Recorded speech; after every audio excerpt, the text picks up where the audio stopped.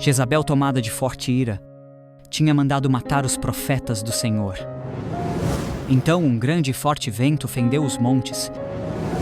Assim me façam os deuses e outro tanto, se amanhã a essa hora eu não fizer com a tua vida, igual ao que você fez com os profetas de Baal. Elias estava vivendo em Serepta conforme a palavra do Senhor. Depois de um tempo, o Senhor mandou o profeta entregar uma mensagem ao rei Acabe. Elias precisava voltar a viver em Israel, porque Deus tinha novos planos para a vida do profeta. No livro de 1 Reis, capítulo 18, versículo 1, a palavra de Deus diz assim: Depois de um longo tempo, no terceiro ano da seca, a palavra do Senhor veio a Elias, dizendo: Vá apresentar-se a Acabe, pois enviarei chuva sobre a terra. Jezabel, tomada de forte ira, tinha mandado matar os profetas do Senhor. Obadias, que era mordomo do palácio real, mas fiel a Deus, escondeu 100 profetas, separados em 2 grupos de 50, e sustentou eles nesse período. Obadias encontra Elias pelo caminho, e o profeta pede para avisar ao rei Acabe que ele tinha uma mensagem de Deus para ele. Então o rei Acabe foi para encontrar o profeta Elias. A fome já era muito grande em toda a região. A população e os animais sofreram muito com a falta de chuva. E aconteceu que, vendo Acabe a Elias, disse a ele: És tu o perturbador de Israel? Então disse Elias a Acabe: Eu não tenho perturbado Israel, mas você e a casa do seu pai têm feito isso, porque vocês deixaram os mandamentos do Senhor para seguir outros deuses. Agora manda vir ter comigo todo o povo de Israel no Monte Carmelo, como também os 450 profetas de Baal e os 400 profetas de Azerá, os quais comem na mesa de Jezabel. Então Acabe convocou todos os filhos de Israel e reuniu todos os profetas no Monte Carmelo. Vamos resumir aqui. Elias disse ao povo de Israel: Somente eu fiquei por profeta do Senhor, e os profetas de Baal são 450 homens. E Elias continua: Separem a lenha para o altar do sacrifício de vocês, e eu também separarei a minha lenha.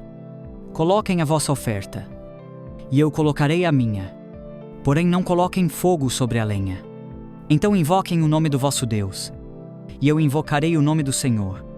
E há de ser que o Deus que responder com fogo, esse será verdadeiramente Deus. E todo o povo respondeu: Boa é essa palavra. E os profetas de Baal começaram a invocar o nome dele. Iniciaram de manhã e foram até o meio-dia, dizendo: Ó Baal, nos responde. Porém não se ouvia voz, nem resposta alguma. E de maneira insistente, saltavam diante do altar que tinham feito, buscando chamar a atenção de Baal. E Elias zombava deles, dizendo: Gritem mais alto, porque ele é Deus. Pode ser que esteja falando, ou tenha outra coisa para fazer. Não desistam, pois ele também pode estar dormindo, e assim despertará do seu sono.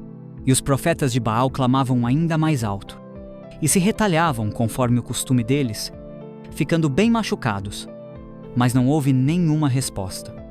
Então Elias chamou todo o povo, restaurou o altar do Senhor que estava caído, pegou 12 pedras, conforme o número das tribos de Israel.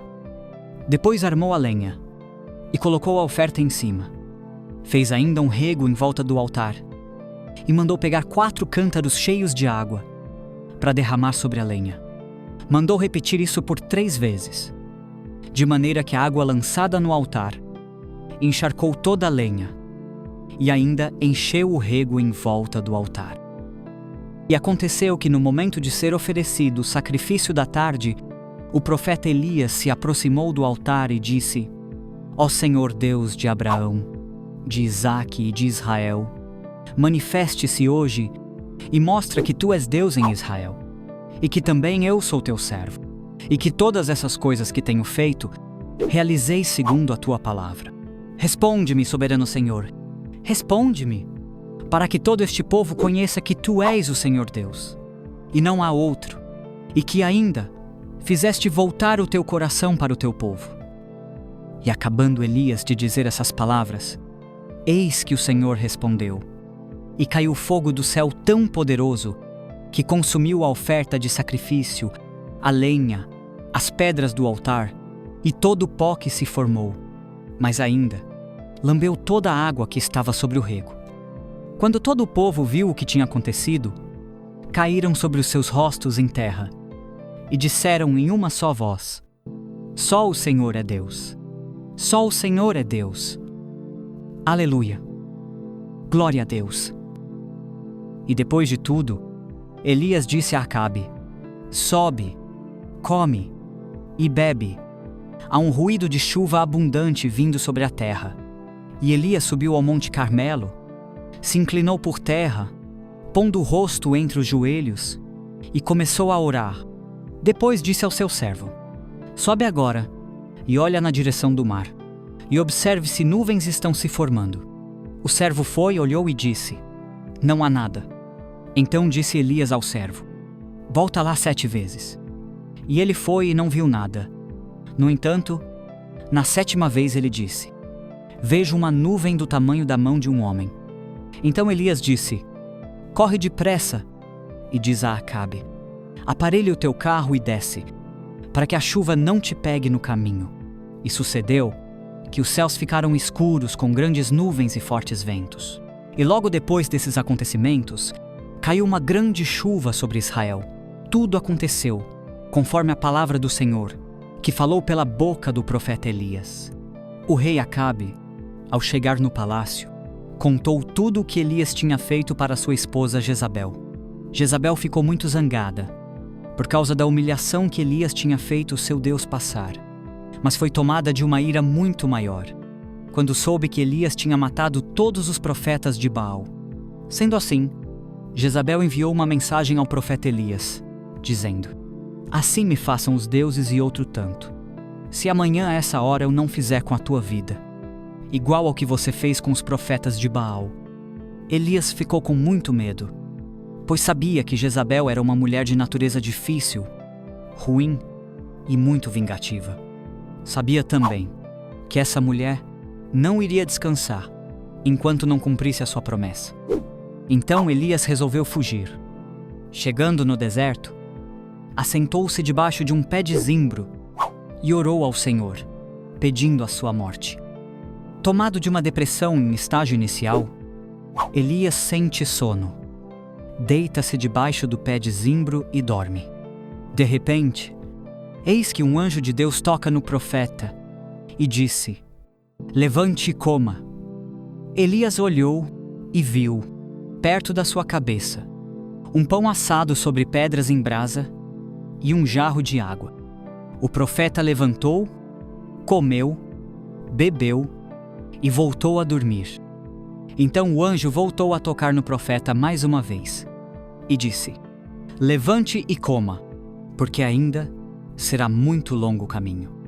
Levantou-se, comeu e bebeu, e com a força daquela comida, caminhou 40 dias e 40 noites até Horebe, o monte de Deus. E ali entrou numa caverna e passou a noite. E eis que a palavra do Senhor veio a ele, dizendo: que fazes aqui, Elias? Elias conta tudo ao Senhor. Então Deus disse para ele: saia da caverna e se apresente perante mim nesse monte. Então um grande e forte vento fendeu os montes, quebrou a penha, mas o Senhor não estava no vento. E depois do vento veio um terremoto e abalou o monte, mas o Senhor não estava no terremoto. Logo depois do terremoto, um fogo se apresentou diante do profeta Elias. Porém também, o Senhor não estava no fogo. Mas depois do fogo, uma brisa suave, com uma voz mansa e delicada, se apresentou diante de Elias. E sucedeu que, ouvindo Elias a voz, envolveu o rosto em sua capa e se pôs na entrada da caverna. E eis que veio a ele a voz que dizia: que fazes aqui, Elias? O Senhor se apresentou para curar a alma do profeta, pois mesmo com ele desejando a morte, Deus enviou o seu anjo para forçar Elias a se alimentar. Porque quem encontra-se deprimido não tem vontade de comer. O profeta Elias entrou em um estágio inicial de depressão. E nessa situação, precisava de paz, compreensão e amor. Por isso Deus não estava no vento, não estava no terremoto e não estava no fogo. Deus se apresentou em uma brisa suave, com uma voz mansa e delicada, porque a alma de Elias necessitava dessa revelação, demonstrando de maneira direta que entendia a situação do profeta e estava assim, envolvido e comprometido com ele. E assim também é nas nossas vidas. Quando valorizamos as coisas que para Deus é importante e procuramos satisfazer a sua vontade, Ele sempre nos conforta nas horas mais difíceis. Vamos ver o que diz a palavra do Senhor. No livro de Salmos, capítulo 46, versículos de 1 ao 3, a palavra de Deus diz assim: Deus é o nosso refúgio e fortaleza, socorro bem presente na angústia. Portanto, não temeremos, ainda que a terra se mude, e ainda que os montes se transportem para o meio dos mares, ainda que as águas rujam e se perturbem, ainda que os montes se abalem pela sua intensa braveza. Você é guardado, meu irmão, pelo general que não perde batalha. Aquele que era, aquele que é e que há de vir, o Deus Todo-Poderoso. Louvado seja Deus. Deus continue abençoando e sustentando a sua vida. E se você ficou comigo até aqui, inscreva-se no nosso canal, deixe um like no vídeo. E se puder, deixe o seu comentário e não esqueça de ativar todas as notificações clicando no sininho. Vai aparecer na tela algumas sugestões de vídeos para você assistir. É só clicar na imagem que mais te agradar. Estaremos juntos no próximo vídeo. Até lá!